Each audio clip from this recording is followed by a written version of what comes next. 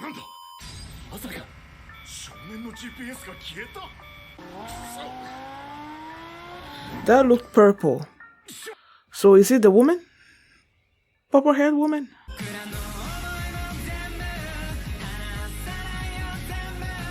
Hi everyone, I'm going to react to My Hero Academia Season 6, Episode 20, Hired Gun. And last episode was the rematch between Deku and Muscular, and of course Deku was able to beat him pretty easily. But first Muscular was facing these students from another school. He had his quirk was vibrate, and he sort of like basically he softened Muscular up for Deku. So yeah, now Deku is out there using the previous holders' quirks and whatnot to try to track down all those villains that escaped. And he had All Might with him, and then he also had Endeavor and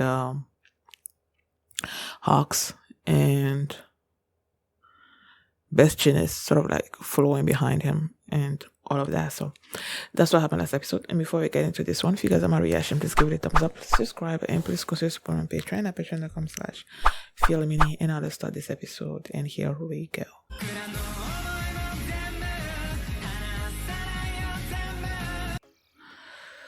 Okay, so Lady Nagant is a villain. You know, for some reason, when I kept seeing her in the intro, she didn't really feel like a villain to me. And I guess it made sense because she used to be a hero. Now, the question is, what made her turn against Hero Society? All for One said that he killed a hero that was her ally. What made her switch? That's what I'm wondering. And then I kept, as I was replaying that scene between them two, I kept thinking, All for One was telling her that she can, like, basically she wants to destroy the Hero Society or whatever. And I'm here thinking, you know, Deku is the true definition of what it is to be a hero, you know.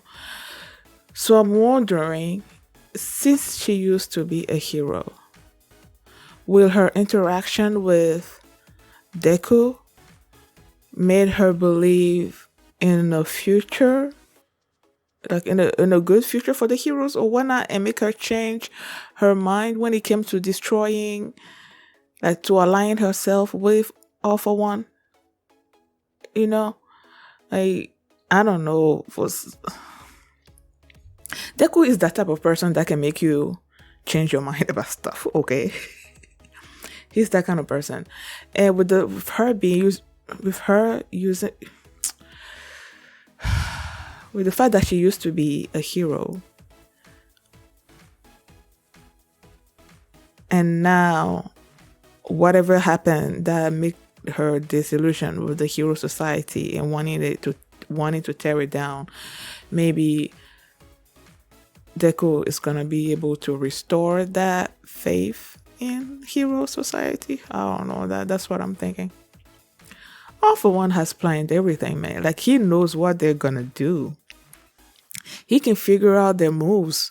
Like, when they were, her and All for One and Lady Nagant was talking, he basically was like, okay, Lady Nagant, I need you to do me a favor. There's this boy that's gonna leave this Hero Society school and gonna be doing his stuff by himself, and that there are gonna be other heroes trying to help him, and all powerful heroes trying to help him. And I'm like, that's basically what's happening right now with Deku. And All for One saw that happening a mile away, and he hired her for that eventuality. And I'm like, like, he's a great villain, man. Like, he's powerful and he's smart, and he can figure out moves. Like, he steps ahead of people. So it's like, I hate him, but he's a great villain, you know. And he also gave Lady Nagant a quirk. Was it air step? Air flute? I don't know. Either way, she can like walk on air.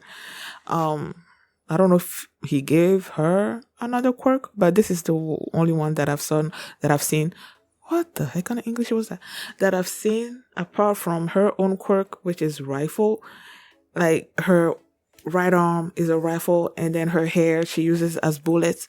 She can create any kind of bullets she wants with her hair, and her accuracy is like super super super high. And they were talking on the news somewhere about Deku was the one remembering about Mr. Snipe that was saying that she was basically his competition. She was better than him and whatnot. And then she also used to work with the same company, the safety public commissioner or whatever that Hawks also used to work for, and she was Hawks senior, and that's why Hawks told Deku to be wary of her, and that if he encounters her, then she should just run away.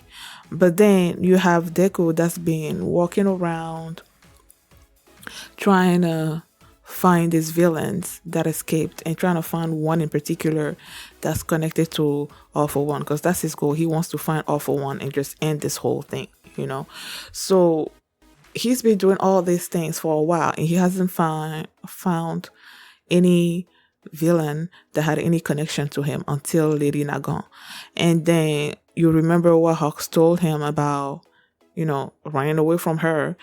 But then she's the one connection that he's found, so he's not gonna let her go. And so he's just like, he was able to figure out where Lady Nagant was based on the trajectory of those two bullets that, no, it was three bullets that hit him or whatnot. So like one bullet took out the communicator, the GPS, and then another one was sort of like curved and went after him. He sort of stopped that, and then another one came after that. He figured out where she was, so he's now like making his way toward her. And then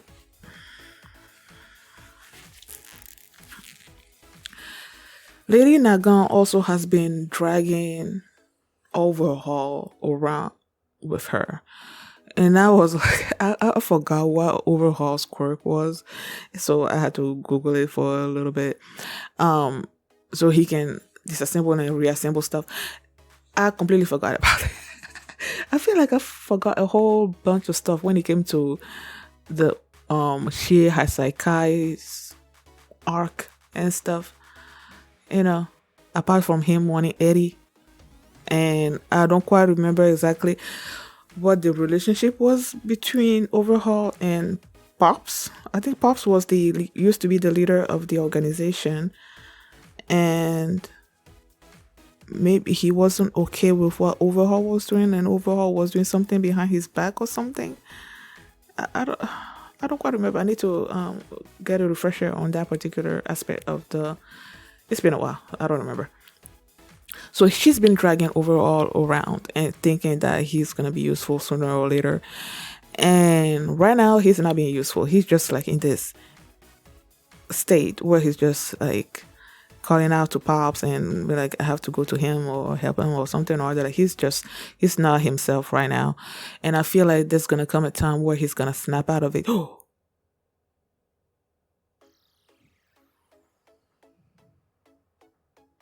Deku is coming to her, and Overhaul is there.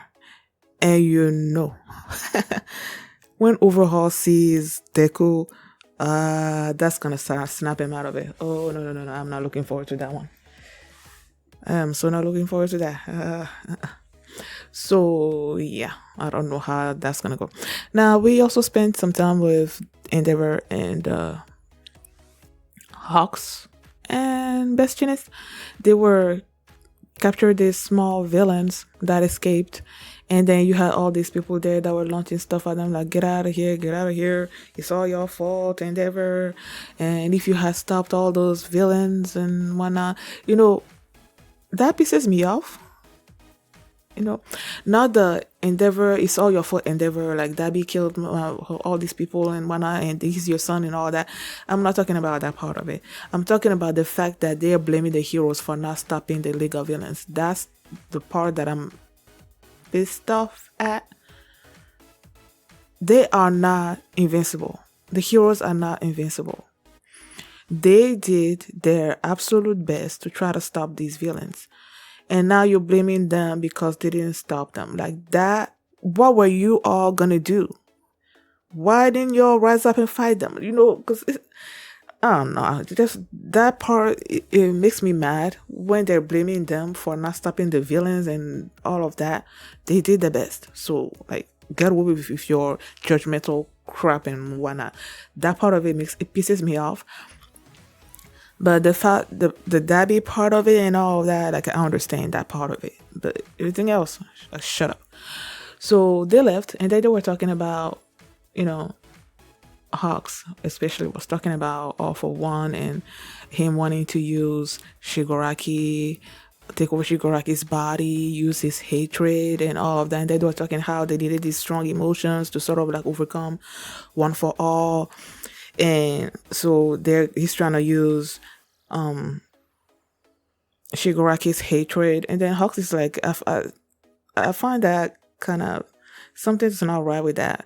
Shouldn't All for One's basically be hating all those, like his hatred, shouldn't that be enough to overcome One for All, you know? But then he's like, you know, when I look at him, I don't feel like this guy has hatred in his heart. Like, don't you see that he's always like smiling and everything? You know, when I think about it, like to myself, I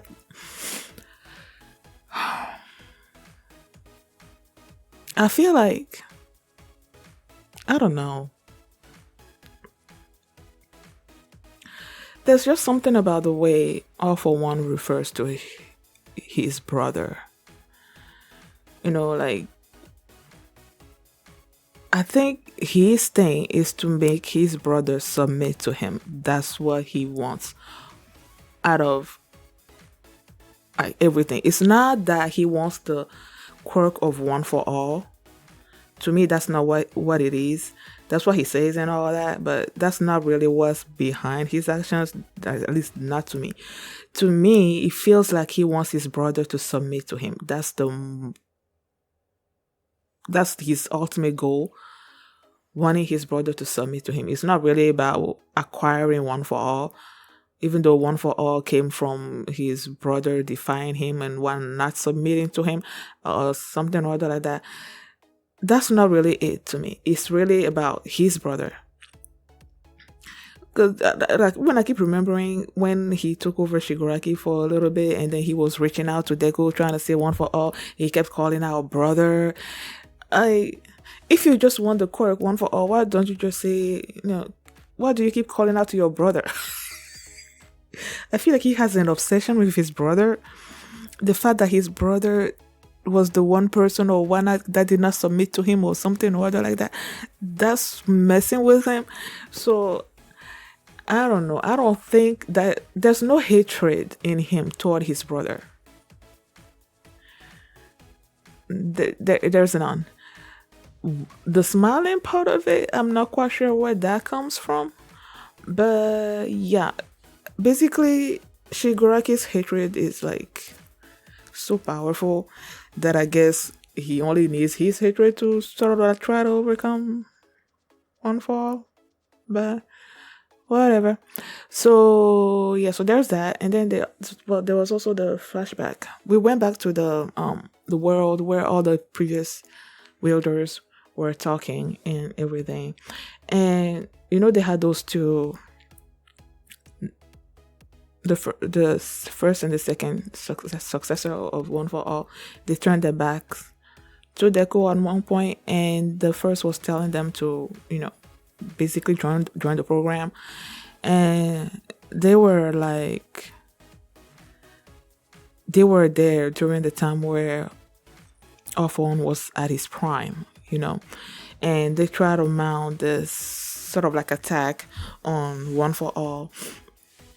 and they had to sacrifice a whole bunch of people in order to do that.